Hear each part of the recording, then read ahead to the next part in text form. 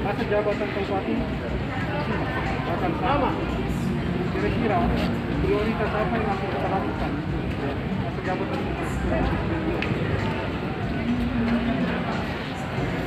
Saya jawab dulu. Baik, ini di samping saya ada Pak Sekda dan juga Pak Ketua DPRD Kabupaten Batak.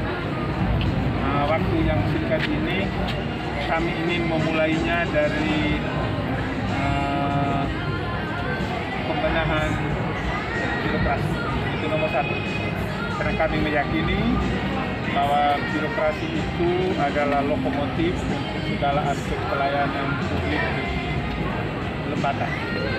Dan Pak Sekda bersama tim evaluasi kinerja telah bekerja optimal untuk menata kembali birokrasi Lembata. Yang robek-robek kami akan jahit, yang lekak-lekuk kami akan ratakan, yang bengkok kami akan luruskan. Penataannya itu adalah meletakkan kembali kepada regulasi yang ada. Teman-teman semua yang ada di birokrasi kami juga mohon berjiwa besar nanti untuk menerima apapun perubahan yang kami lakukan di struktur birokrasi. Terutama kami akan menempatkan orang-orang sesuai dengan kualifikasinya. Jadi tingkat pendidikan formal menjadi penting, pangkat dan golongan menjadi penting, menjadi kinerja kami. Dan saya sudah minta restu kepada Pak Ketua DPRD. Pak Ketua, tolong beri saya kesempatan, saya dan Pak Sekda, tim evaluasi kinerja untuk membenahi birokrasi kita. Pak Ketua, Pak Wakil Ketua, dan seluruh anggota DPRD dengan senang hati kalau kita bisa meletakkan sesuatu yang sama. Selain kualifikasi, kami juga akan menempatkan berdasarkan kompetensi. Nah, di kompetensi ini yang kami banyak lowongnya karena selama ini banyak pejabat di seluruh dua kami yang belum mengikuti pendidikan dan kami juga akan menempatkan teman-teman di birokrasi sesuai dengan kinerja mereka. Dan disaksikan oleh Pak Sekda dan Pak Ketua DPRD, saya mau katakan teman-teman yang ingin berada tetap di eselon 2 hari ini selesaikan temuan-temuan oleh APIP, temuan oleh BPK, temuan oleh BPKP. Kalau mau ingin tetap berada di eselon 2, kalau tidak, satu-satunya cara adalah menjadi staf. Karena kami tidak ingin birokrasi itu dicemari dengan hal-hal yang tidak semestinya. Dan waktu kami yang singkat ini, kami fokus kepada penataan birokrasi. Mungkin hal-hal lain akan ditambahkan oleh Pak Sekda dengan Pak Ketua. Tambah sedikit Pak Bupati, ini kan APIP dari BPK dan BPKP ya. Tapi kan ada ampunan juga Pak, kalau orang temuan dan dia sudah menyelesaikan temuan itu gimana Pak? Apa masih tetap tidak ada ampun Pak? Ya, kalau sudah menyelesaikan temuan, mari kita bersatu atau untuk membangun kembali. Tetapi sepanjang masih ada noda-noda hitam, selama 3, kami tidak akan memberi toleransi apapun juga. Karena seorang pimpinan harus menjadi contoh. Ketika dia kotor, anak-anaknya pasti kotor juga. Itu yang kami tidak mau. Dan itu menjadi komitmen kami. Dan kami mendapatkan dukungan penuh dari DPRD Kabupaten Batak. Ada ampun toleransinya tidak Pak Bupati? Katakanlah si pejabat A terkendala ada temuannya 200 juta, ada 50 juta, dan dia mengembalikan. Apa yang 200 juta itu tetap disamakan dengan itu Pak? Atau karena siapapun kalau dia sudah mengembalikan, maka selesailah sudah. Oh ya. Ya, selesai. Tetapi sepanjang masih ada tunggakan, masih ada sisa-sisa, kita berproses. Demikian. Lalu bagaimana sikap Pak Bupati terhadap dua kepala dinas yang sudah jadi tersangka? siapapun mau 1, mau 2, mau 3, mau berapa, yang namanya tersangka untuk sementara akan istirahat untuk mengurus proses ini.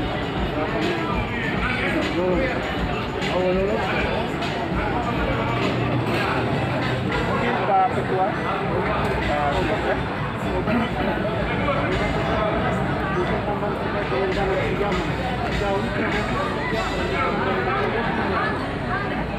ya, terima kasih.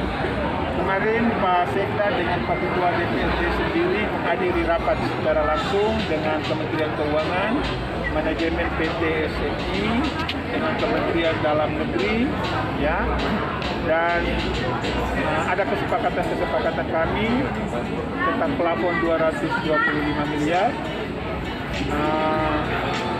Hanya perlu kami membenahi administrasi. Nanti Pak Sekda yang menjelaskan dengan Pak Ketua. Mereka mengikuti rapat teknis secara langsung. Mereka bisa menjelaskan kepada kita. Bapak, Silakan Pak sedikit. Sekda. Bapak, Bupati. Jangan ada pertanyaan lain lagi supaya yang satu tuntas dulu. Oke. Begitu, silakan dulu. Baik, yang pertama kaitan dengan penekanan beliau tadi, itu tim kerja sudah melakukan evaluasi seluruhnya dari kualifikasi, kompetensi, dan kinerja. Dan kinerja itu salah satunya perilaku kerja. Perilaku kerja dalam DP3 ASN itu bobotnya 60%. Hingga yang tadi beliau sampaikan bahwa ada yang berkaitan dengan perilaku, ada temuan dan lain-lain, ada yang sedang menyandang, sedang diperiksa dan lain-lain. Nah, itu bagian dari perilaku kerja. Ya, itu semua masuk dalam sistem merit ya, dalam kriteria sistem merit. Jadi kita sedang menuju ASN yang berbasis sistem merit melalui komitmen Pak Bupati.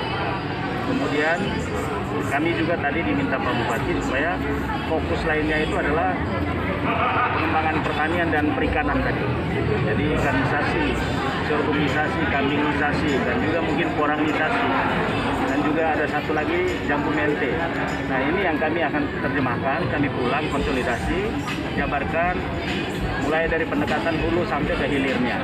Supaya seluruh niat besar kita untuk memberdayakan masyarakat, 70% lebih masyarakat Lembata yang bermata pencarian petani bisa keluar dari garis kemiskinan. Ini itu. Kemudian yang berikutnya yang kaitan PEN, dokumen-dokumen yang kami lengkapi itu hanya titik koordinat, lokasi, kemudian peta-peta lokasi.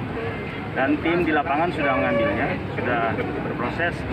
Tinggal sekembalinya beliau dari pelantikan ini akan memperbaharui seluruh administrasi, tanda tangan bukan atas nama PLT, tetapi atas nama Bupati. Nah, ini yang kemudian dari manajemen PT SMI, kalau seandainya seluruh dokumen itu sudah kita input atau upload ke dalam aplikasi Revina, bisa saja Oktober itu pencairan tahap pertama. Jadi pencairan tahap pertama 25%. Selanjutnya berikutnya tahap kedua 45%, dan terakhir di 30% tahap terakhir. Seluruh fokus pada jalan. Memang porsi paling besar itu ada dalam kota. Belum menuntaskan seluruhnya, tetapi kita melihat dari aspek fungsi jalan di dalam tata ruang. Jadi ada yang lokal primer ya kita utamakan. Kalau yang sekunder, kemudian yang bersifat lorong, ya itu mungkin nanti secara perlahan kita menggunakan pendekatan lain. Mungkin itu tadi yang dua tema pertama. Nah, ada tema berikutnya lagi, silakan. Pak Ketua, mungkin Pak Ketua. Pak Ketua. Oh, ya. Pertama itu atas nama lembaga seperti saya menyampaikan apresiasi dan selamat berkarya bagi Mas yang hari ini sudah dilantik menjadi bupati. Yang kedua, tentu dari lembaga seperti siap memberikan dukungan sepenuhnya meskipun dalam tempo 8 bulan. Tapi kerja-kerja kita tidak melihat aspek waktu yang tapi dari kebijakan anggaran yang barangkali dapat kita fokuskan untuk menata berbagai hal, terutama pembangunan infrastruktur jalan. Lembata dalam kondisi defisit anggaran itu dengan sejalan juga dengan niat pemerintah untuk melakukan pinjaman daerah dalam rangka kemudian memberikan dukungan secara politik dan juga serta bersama-sama memberikan dukungan karena yang kita urus ini adalah jalan di mana 63% kondisi jalan di Kabupaten Lembata dalam posisi rusak, baik itu rusak ringan dan rusak berat. Maka ketika pinjaman daerah itu difokuskan untuk bangun jalan, saya pikir ini masyarakat Lembata memberikan dukungan terhadap hal yang satu.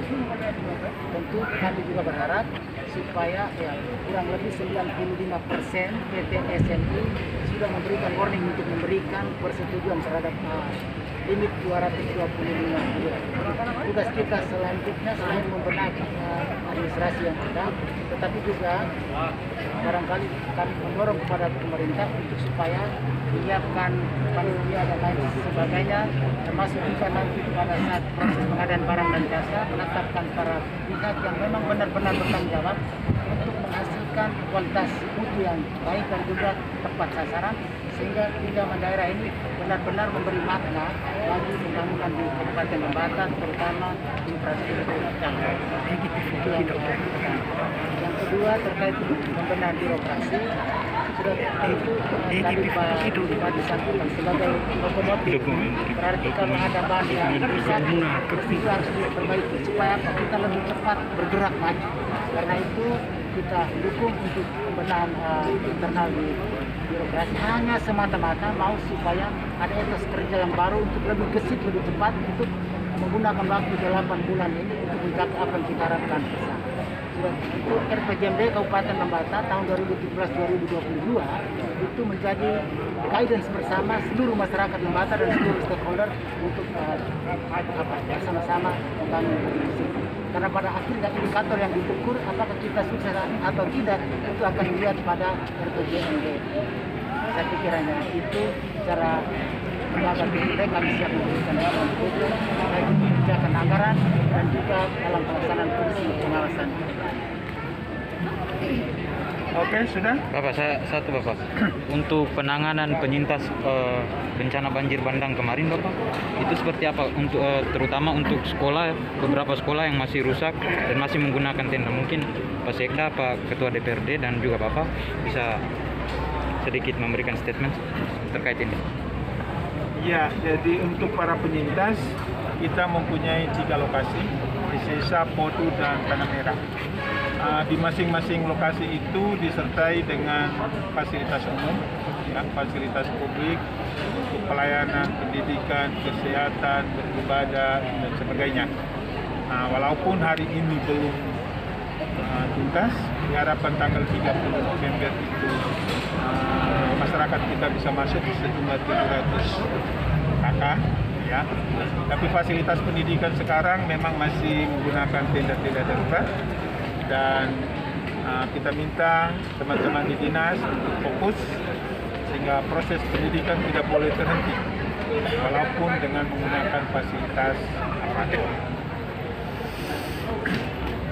Pak Bupati penegasan sedikit closing statement mungkin, kira-kira target dari Pak Bupati sendiri terkait dengan pembenahan birokrasi itu tuh berapa lama dari range waktu yang ada ini sehingga masyarakat atau publik Lembata mengetahui bahwa komitmen Pak Bupati untuk pembenahan birokrasi itu betul-betul nyata.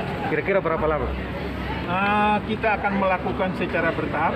Tahap pertama setelah kami kembali dari sini, untuk para kepala sekolah harus segera. Setelah itu eselon 2, kita tarik ke atas. Setelah itu eselon 3, setelah itu eselon 4. Jadi kita bekerja secara bertahap.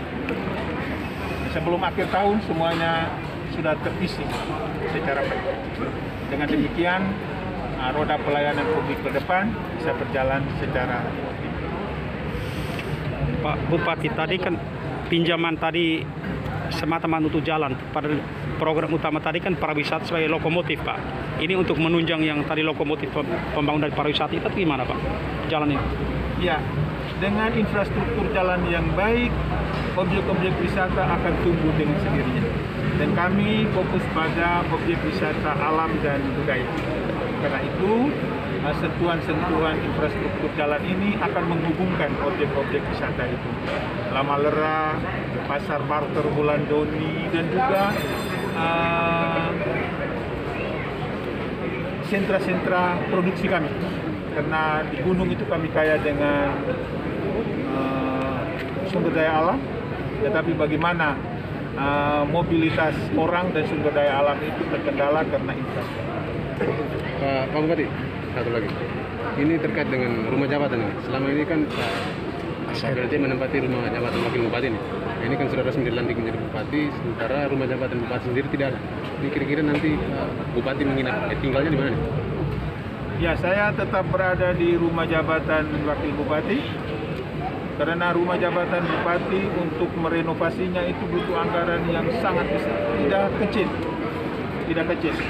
Apalah artinya di waktu 10 bulan ini kita fokus di membangun sebuah rumah jabatan, lalu kemudian kita mengabaikan aspek-aspek pelayanan publik. Kita nikmati apa yang ada.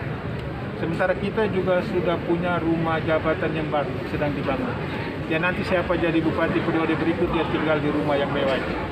Saya tetap berada di persampingan dengan Pak Ketua Dewan. Termasuk mobil bupati. Mobil juga tetap. Saya sudah ganti minta plat. izin Pak Sekda. Pak Sekda saya tetap menggunakan apa yang ada. Hanya ganti plat nomor. Iya, ganti plat. Nah, Pak Bupati, ini satu lagi. Terhadap hasil temuan inspektorat bagian protokol humas itu tindak lanjut daripada temuan itu isi materinya apa? Mungkin kira-kira Pak Bupati bisa menjelaskan karena ini sangat mempengaruhi pimpinan Bapak ke depan. Kita berjalan di atas koridor hukum.